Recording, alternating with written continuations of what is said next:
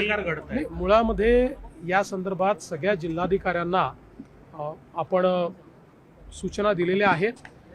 Petrol, diesel आणि विशेषतः diesel, कारण आता शेतीकरताही लोक काही डिझेलचा वापर करत आहेत, त्यामुळे आपण त्या प्रकारचे आदेश दिलेले आहेत की त्यांनी स्वतः लक्ष घालून याचं नीट प्लॅनिंग करून कोणाला होर्डिंग करू देऊ नका, साठेबाजी करू देऊ नका.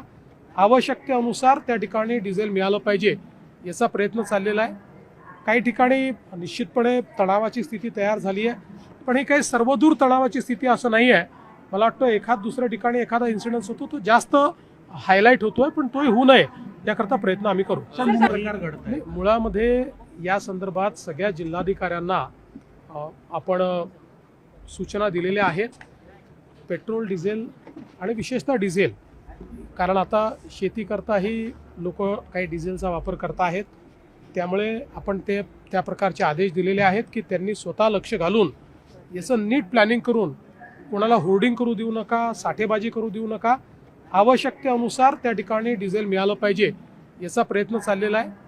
काही ठिकाणी निश्चितपणे तणावाची स्थिती तयार झाली आहे, पण ही काही सर्वदूर तणावाची स्थिती असं नाही आहे.